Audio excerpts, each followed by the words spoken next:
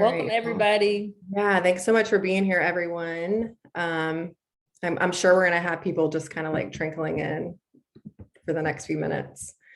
Um, but Sydney, thanks so much for being here with us tonight. We're all excited to hear you share about your time in Dothan and your exhibit up right now. So a few things before we get going. WMA has a few new shows opening up next week, and Art After Hours is next Thursday. So everyone's invited. Come check out the new work. Sydney's show is still going to be in Blumberg, so come check that out. Even if you haven't, you can come back, keep coming. Um, and then also mark your calendars for Youth Art Month. That's in March, and that's always an exciting time at the museum. The museum is full of kids from the Wiregrass, of their art all throughout the space. And then, okay, so just getting into Sydney's relationship with WMA, she's been connected to WMA. I think we figured since about 2017. Dana, our director and curator, discovered her at a show in Montgomery and reached out, and they started to, get going on pulling a body of work together that would be exhibited at WMA. And then again in 2020, Sydney came back for a residency in the Wiregrass at WMA. So with that being said, I feel like I know you very well just from, being in proximity, plus social media kind of has a way of, over familiarizing yourself with people. But I actually didn't meet you until October. So it was kind of weird. I'm like, I feel like I already know you. And also with that being said, Dana and all the staff at WMA always have the most wonderful things to say about you professionally and personally. And I think also your work, even though you're behind the camera, I feel like when we see your work there, you are such a presence in the images. Even though you aren't in the images, I still feel like we get to know you through, looking at your photographs. So Realities and Reflections is on exhibit at WMA until March the 26th. Everyone come if you can. In this exhibit, Sydney explores the unique characteristics of the Wiregrass region through bright color and care for our people and places. Since 2019, Foster has been traveling to Dothan and the surrounding areas to capture the realities of our community, and she has reflected on her own experiences along the way. Interested in telling the untold or the overlooked stories across the South, these images offer a look at the complex realities of our region. Sydney is a photographer from Montgomery, currently based in Atlanta. Her work revolves around vibrancy, Southern Black culture, feminism, and the rawness of all people, places, and things. Sydney's work is heavily influenced by social equality, African-American women, and being a voice of reason to those who are too afraid to speak up and out. She was featured in APT's monograph in 2020. I would encourage everyone to check her interview out. It was really cool to watch. Sydney has several impressive commercial clients. To name a select few, she has the ACLU, EJI, Foot Locker, Nike, Target, and the Wellness Coalition. There's a lot more, but that's just a few. She's shot for Dior's Spring Summer 2021 at Paris Fashion Week. She's also been featured in HBO documentary Swiped, Hooking Up in the Digital Age. She's exhibited at WMA now twice, once in 2019 and now in 2021 and 2022. She was featured in a group show at Black Wall Street Gallery in New York, and she's also had a lot of other exciting projects going on the last few years and in the future. So I would say everyone stay in touch with Sydney. I know she's got a lot of amazing things in her future. And so Sydney, I'm gonna bounce out of here and let you take the floor. Let me know when you want me to pull up that presentation. Okay, I will. Well, good evening, everybody. It's super weird to be doing this from my home. I mean, it is the way of the world now, but for me to be front and center with attendees instead of in person. It's weird because I feel like I'm talking to myself. So bear with me. But tonight, like I just want to share like how my residency worked with WMA, how the residency affected my career, as well as attributed to like my artistic methods, how WMA has helped like just as an institution with my career, and some of the themes that I covered in my body of work at the museum right now. So without further ado, I think I'll just like get directly into it. And it'll be a Q&A at the end. So like if you all have questions, like feel free to hold them until the end as I'm talking. Yeah. So the residency started, I think I was approached by Dana about it early 2020 or maybe late 2019. I can't remember, but I was super stoked about it, super excited. It was going to be my first residency. So I really did not know what to expect or how it worked. I just knew like I wanted to create in the region of Dothan, like I did in Montgomery with my first body of work that showed. But then the pandemic happened. So like it really like skewed the trajectory of how it should have worked. So like originally I was supposed to spend like the summer of 2020 in Dothan, like getting to know the people, getting to know the places and the things, and it didn't work out like that. I think my first trip to Dothan was in June. No, it was May of 2020. And I went for a weekend and it just was not enough time. So like I shot and I just wish like I would have like been a lot more intentional in the beginning with going down there that weekend. But like I noticed like that just was not enough time to like cover ground. So we ended up like just breaking up the time, and it turned into like a year of me like going and coming and building relationships with people in the community. So I could just get to know everyone in the area. So just to like get into my process of what I did. So I'll drive around a place and just familiarize myself with the space. And I look for things like people, I look for like distinct places, colors, textures, and just see like where I'm spiritually gravitating towards and like where the people really are. Dothan is a very interesting, diverse town, and I'll talk about that a little later on in this. But it really took me by surprise to just see the ins and outs of it. Um, so that's how like a brief of like how the residency worked. And so I shot, and then Dana and we collaborated on the curation of it and selecting the images, and I'll talk a little more about that later. And yeah, so that's just the first part of how it worked out. um my residency time in Dothan affected my career because it allowed me to reflect.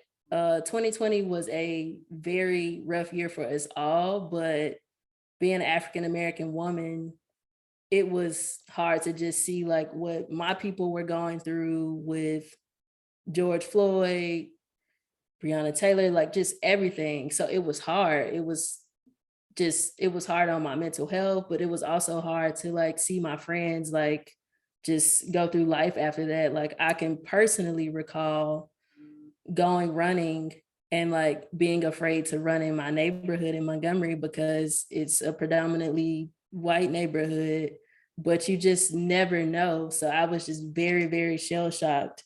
So during my time in Dothan, like it enabled me to like just think through things and find like correlations with the other Black people in the community. And in the show itself, like I was able to collect journal entries and we blew those up and we put them in the show. So you really have to go check them out.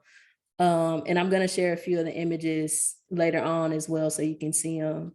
But I thought about like what people would this body of work affect? How will it build community? A lot of my work is based around community and collaboration because I do want like the people to be seen. I want them to know that they are important and they are heard. And then in the end, like, I think I wanted to just know like how I would personally grow in the end. And some of the encounters I had in Dothan, like I can remember talking with like a man on the street who like sold things, and he didn't want to take pictures, and he just stopped me and he made me realize like, one, it's just like not always about me, but in that conversation I had with him, it made me just take a step back and think about how Blacks can be like fetishized, Black people can be fetishized over, and we're more than just an object. And so that really like dialed me back to be more intentional about what I was shooting. Working on this project also challenged my comfort zone, though like everybody knows me to be a very social person. Yeah, I agree, Victoria, it is very important. It challenged me to get out of my comfort zone because I'm not used to being in a more rural area. I'm used to a city pace, fast pace, but I really had to be intentional about taking my time to nurture these relationships in the community. And that also was a big part of my traveling there from Montgomery at the time to Dothan. Like, you can't just go you can take pictures of people, but like the types of pictures that I wanted to capture, like I really needed to know these people. So it forced me to like go to church with them, go have dinner with them, sit in on their meetings that they were doing to like figure out the violence situation in the community. And that like just made people more comfortable with me. And I still talk to a lot of the people from Dothan that I photograph. So it helped like break those barriers for me. And I think lastly, like I would say like it grounded me. I talked to Dana a lot about how I love Dothan, like I love the stillness of Dothan. And I just really enjoy just going and just being present and taking a step away from the hustle and bustle. It really, really like forced me to focus in. And that's really important, like as you're working on a project as an artist. So that was that on how it affected my career and my artistic method. Bear with me for a second. Okay, so in regards to go deeper into my artistic method, it helped me improve my time management when it came to the project, because you don't have, typically with residencies, depending on the parameters, you don't have a lot of time. Luckily, like because of COVID, like I had a year to work on it, but it just made me be super intentional about the things that I wanted to cover. And it also like helped me like with my everyday life. It enabled me to be open-minded and to explore. I'm also a commercial photographer, and sometimes when you're doing commercial gigs, like you're doing exactly what the client tells you to do. Like you don't have a lot of leeway to be creative and explore, but this like made me take more pictures of like landscapes or just do things that I typically wouldn't do in my imagery. So I really appreciated that.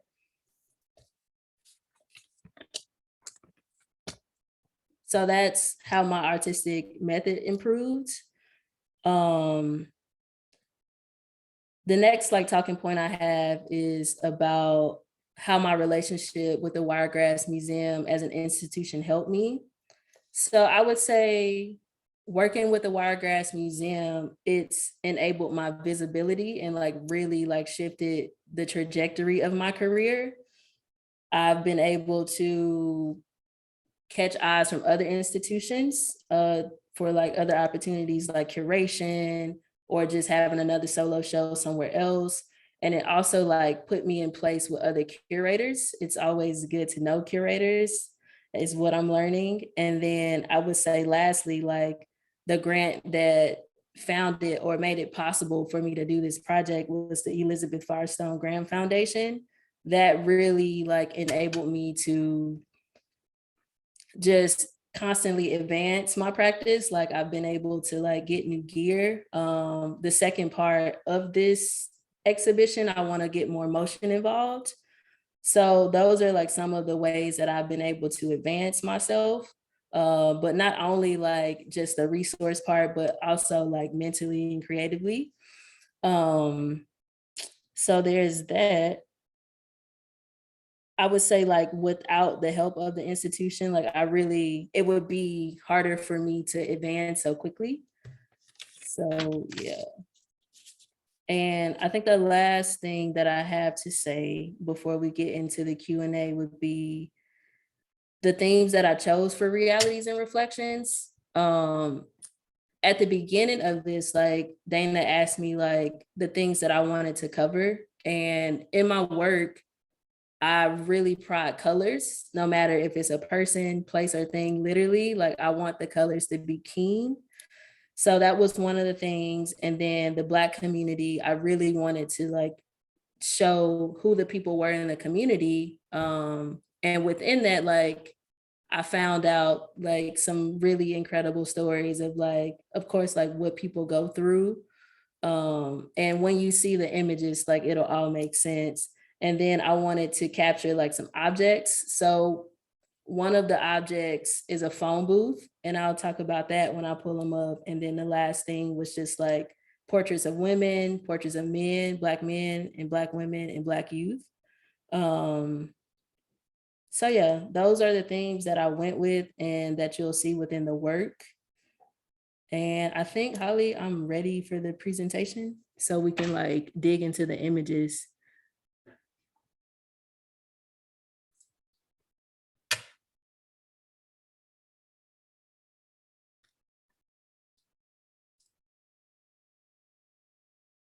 All right. So the name of the show is Realities and Reflections. And it was a spiritual journey for me. And it was about the people of Dothan. And you can move on to the next slide. So this one was called In Their Absence.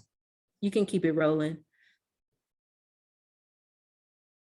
Eyes on the Prize. So to the left, you have the matriarchy, and then to the right, you have Take a Stance.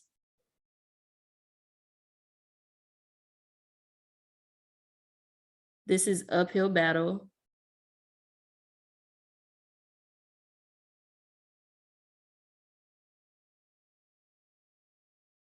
To the left, you have I Am Entreprenegro, and then on the right, you have One Call.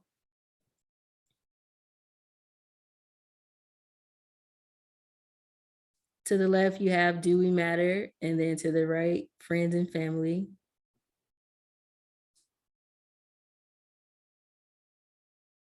Precautionary Measures.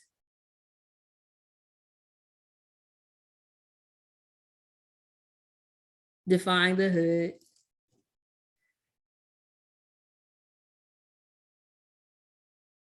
Golden Era.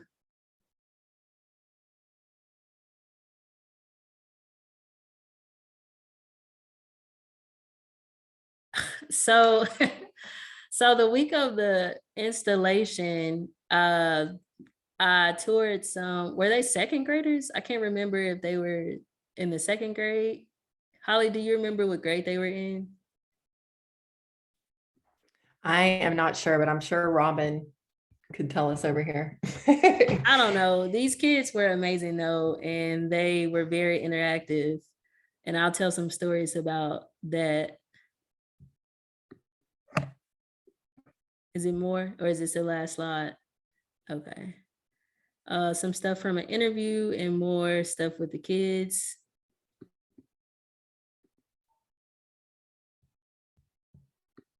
Oh.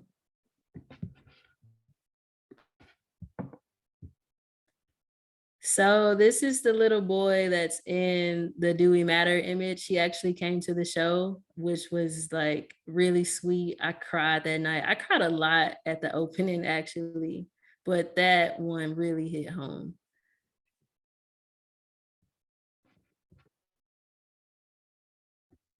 I think that's the last one. Okay, cool. Do you want me to keep So some of them up or go back to any of them? yeah, so if anybody like has like an image that may have resonated with them and they want to know more about or about the particular process on how I got the image, like I'm cool with that. We can run back through them once more.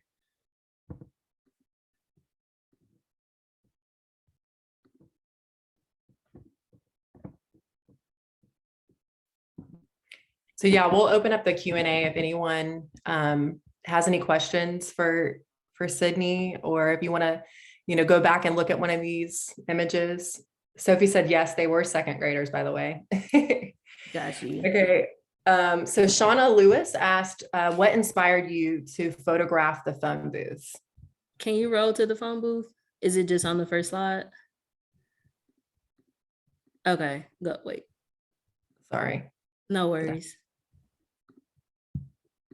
Shauna, good question. I would say so it's an image that's not in here, not in the presentation that's in the show. It's a image of Shemaim is his name. It's a portrait of him. But I'll tell you both reasons why I took the photo. So I think during this time of working on this show, it was a test of my faith, like spiritually and with God and just life. And sometimes like I feel like if you could just have that one call or just that one prayer answered, um, that's what inspired me to take it on that front. But as I worked more and discovered more people, I met this guy, his name is Shemaim, and he is formerly incarcerated, but like we just talked about like the time that like he served and like some things that he looked forward to, just to find peace while he was, serving his time. And that was one of the things that he told me he did look forward to, but also a special piece. And I wish like we had the photo, but if you can get by the museum, he has like 3 dots on his head, like in the center of his forehead. And he began to study Judaism, and the dot symbolized peace. So that was another thing that like stuck with me.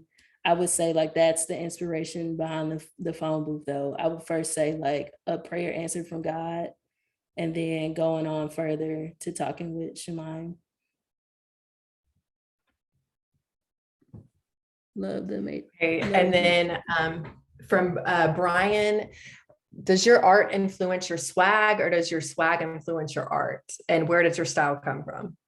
Wow, that's my wait, where is that in the chat? It's in the Q&A, it's not in the Oh, chat. okay.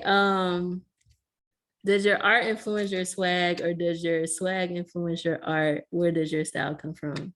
Very great question, Brian. Um, that's a good question. Wow. I would say the art influences my swag. I feel like traveling the world these days, or just like researching or spending time on Instagram, I see things that I like. I'm really big on colors and patterns. And yeah, wow, like that question really has me. But I would definitely say like the art influences the swag, and then it's reciprocated on the other end. So it's a symbiotic relationship. But I would say my style comes from it's vintage, like it's repeated. So it comes from all over the place and like some years prior. Okay, the next question is what's the meaning of the one call image? Which I guess you Yeah. kind of talked about. Okay. Yeah, Lindsay, if you want me to dig deeper, like let me know. We can come back. Okay, and then how did you introduce yourself to people on the street and explain to them what you were doing? That's a really good question because I walked a lot. So like my first series was called Walks in the South, and that started from me just walking on my lunch break when I worked for the governor, and I just used the same method for this project. It can be very intimidating to introduce yourself to somebody that you don't know, but I typically, if I feel it in my spirit, I will just say, hey, I'm Sydney, like I'm here working on this project. Like either can I take a photograph of you, or if they say like, no, not today, I'll just circle back. And if they say no, like I still get to know them, because I'll always be back in Dothan. But everybody was super friendly. The one guy who was a street vendor, he was a little abrasive, but luckily, like I wasn't by myself. I had a friend in town with me that day when I shot, and we ended up like just talking, even though I didn't get the picture of him that I really, really wanted. Like it turned into a good conversation. And that was the conversation that made me think about how I photograph my people, like Black people. And it just made me be more intentional about it, and not to just because it's a cool image, that doesn't mean like I have to take it. Like I have to think about like, how will this image affect somebody? Like, am I exposing them in a bad way? Like, am I taking from their family? Like, if I get this picture of them. So it's a lot that I've learned from like introductions and conversations behind all of this.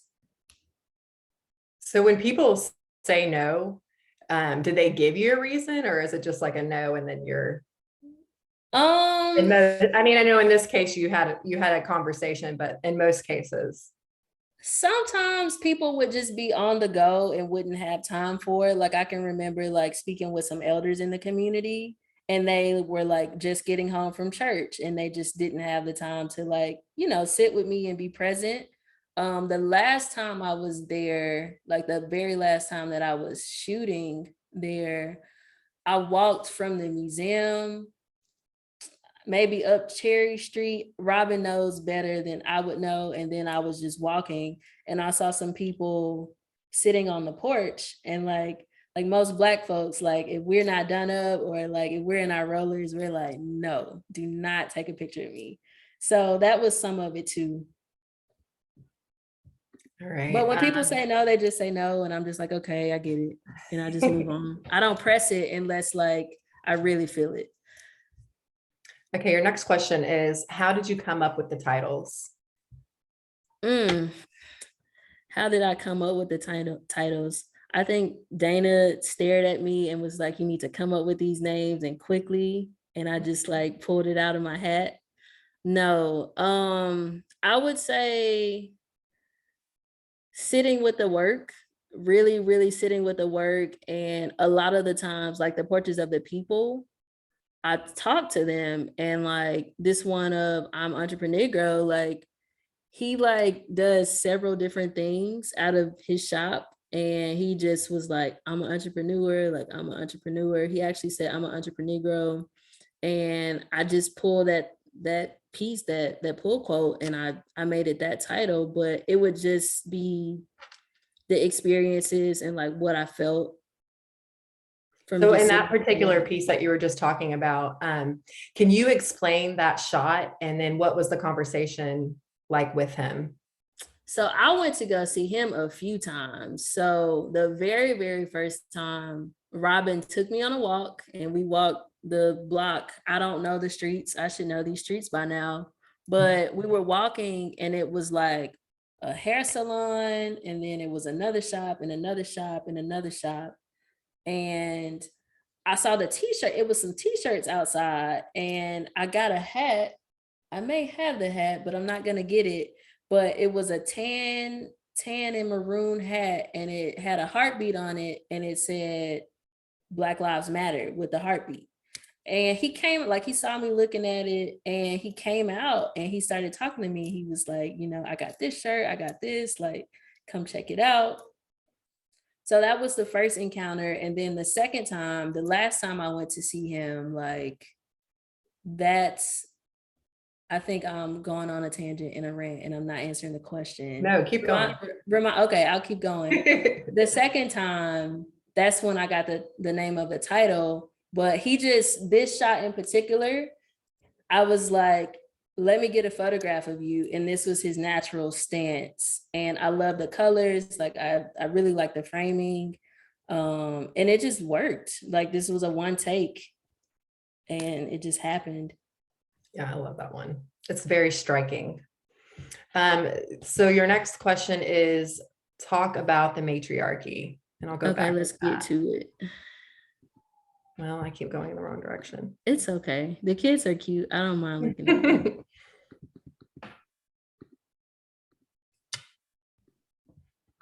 Sorry.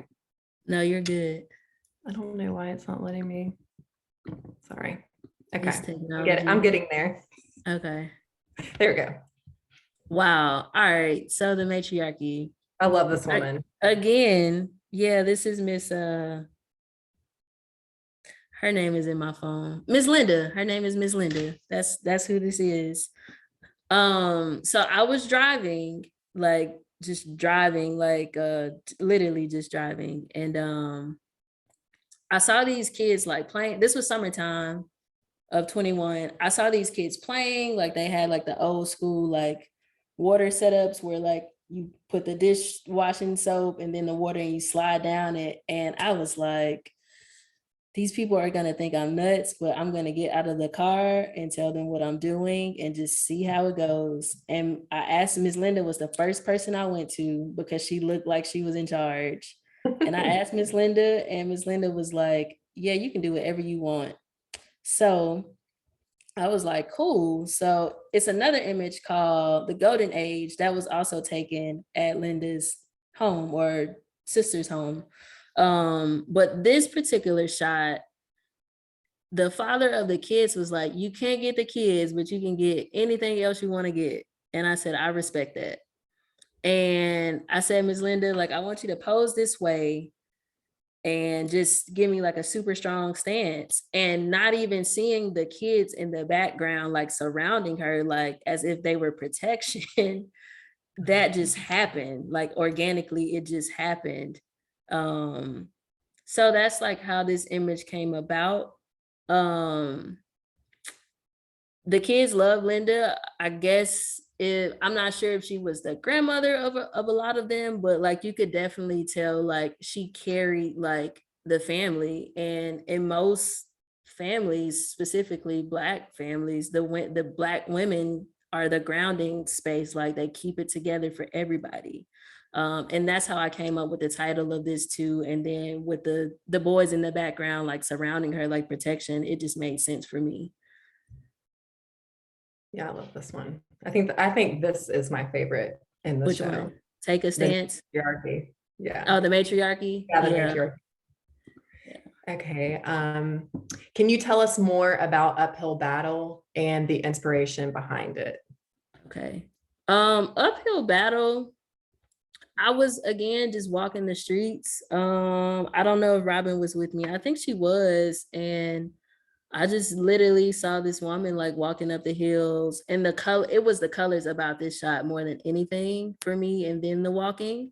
But I named it Uphill Battle because in life, like sometimes things can literally be like a redundant battle. It's like as soon as you go uphill, like something else like can happen, and then like you find yourself like persevering and going back up the hill. Um, that's how I came up with the title. And just the leading lines just say like, you know, you're just walking a straight path. And I think this building too is kind of like a notorious building in Can you Dothan. tell me about it? I don't know Well, anything it about it. was I think it was the Saliba, like it was a maybe like a store or something. And if anyone knows, please comment. But I think it's been around forever, and the Saliba family has been, is well known, and our mayor is a Saliba. But anyway, so yeah, I actually heard, now I don't know if this is true, but I heard that the Salibas introduced bananas to Dothan. Oh And wow. this would have been at that store where they were selling them. I guess it was like all the rave in Dothan. They had a new fruit. Wow. I would love to like dig into archives now to figure Yeah. that out. That's interesting. Okay. Next is, could you tell us more about their absence? And you're gonna have to tell me which one that is because. It's the basketball court with the Oh, two okay. bikes. So this is actually the image that had the kids talking, and I was so surprised at the reactions and where their minds went. um I was on the basketball court just kind of like hanging out with these boys, and they were like, again, you can do whatever you want to do. A lot of the boys were home for the summer, but most of them were in college. um but in their absence, like, I was curious to know, like, why were there two bikes that come off to be feminine, or little girl bikes, and then the two book bags? Like, I just had questions about it. So that's where my mind went. Like, in their absence, I'm assuming it was two girls there and they left, or I don't know how these bikes got there.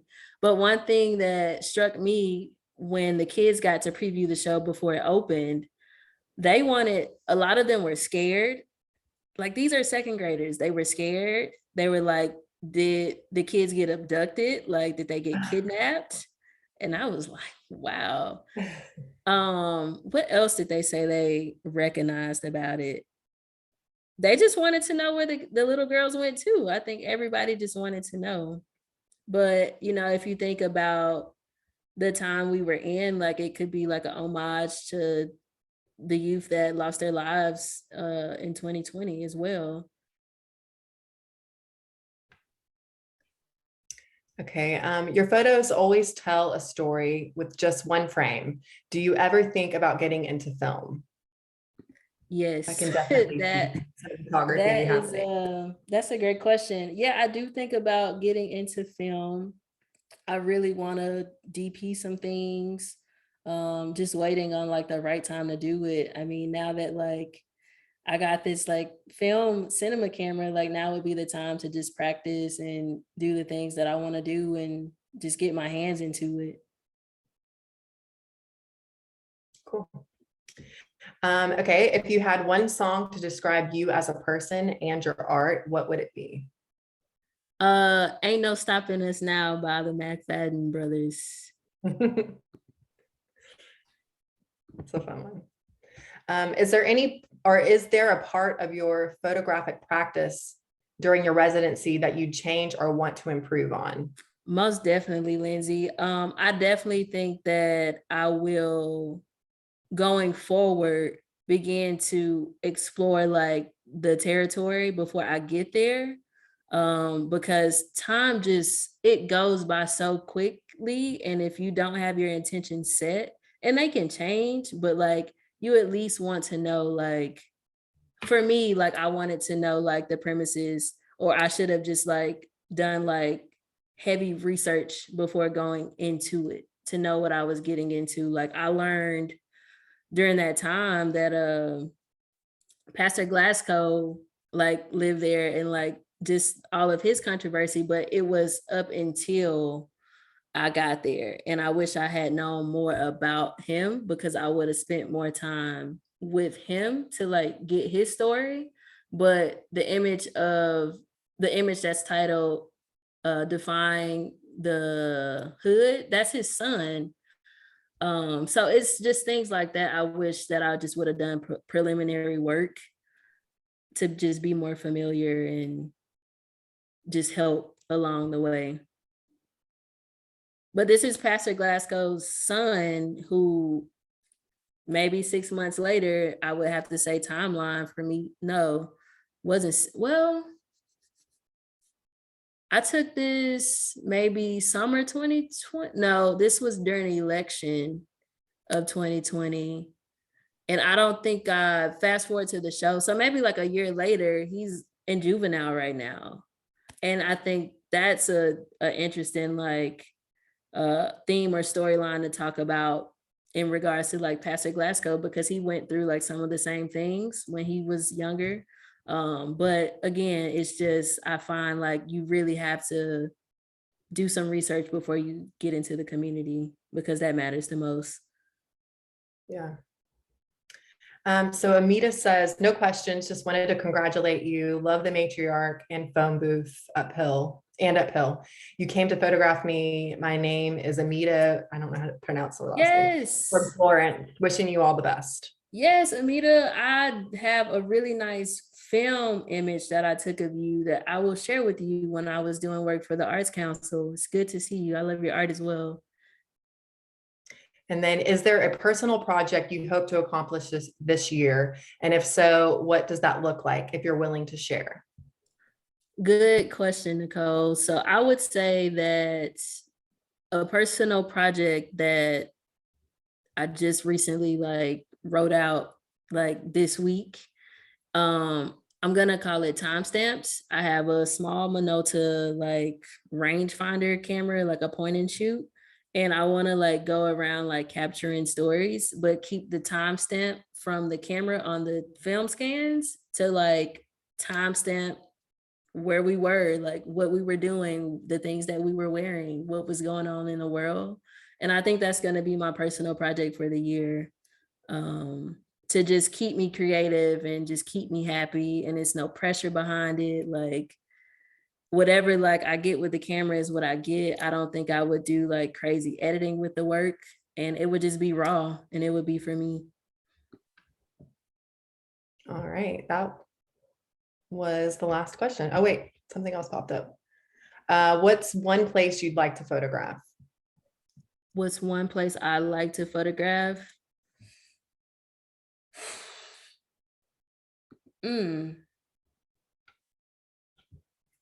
That's a good question. And I haven't thought about that.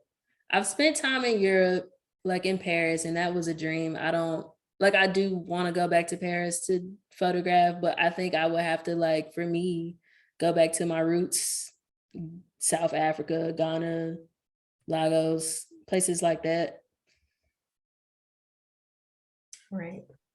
And then says, thanks for sharing from the heart, some moving images here, and I appreciate learning more about your work.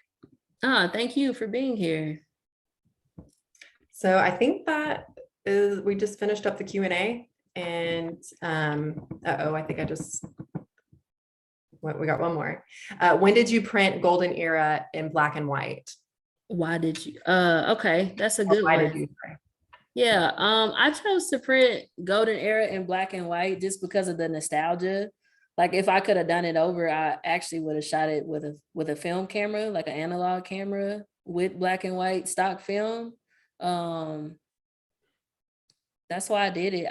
I love like the feel of it in black and white and the stillness, I think. And then I like how the light looked as well in black and white. When I went to go finish it, I think the black and white stood out to me more than the colored version of it. Yeah, there's definitely a glow to it. Yeah. Okay, and then one more question. Would you ever be interested in doing a documentary film? The images you create tell so many stories. Yes, that has been on my heart for a minute, Nicole. I actually sat down with some people. I've been talking to my family from Alabama, like all of my creative family, and I want to either do like scripted, like not scripted, natural like reality show or a documentary just talking about the creatives in Alabama and what we're doing in the world now. So I think that will be my first move for a documentary, because it's some really dope, extremely dope creatives from Alabama that are wrecking the world. And I feel like they need to be known about. I agree. Yeah. And then you've got a lot more, like, I'm appreciative of you. I love your work. I love you. I love you, Ashley. Yeah, you definitely probably want to scroll through the chat to catch up on some of that. But thank you so much for being here. We really appreciate listening about your time in Dothan, and it's been a pleasure just to interact with you tonight. So is there anything else you wanted to say? No, thank you all for being here.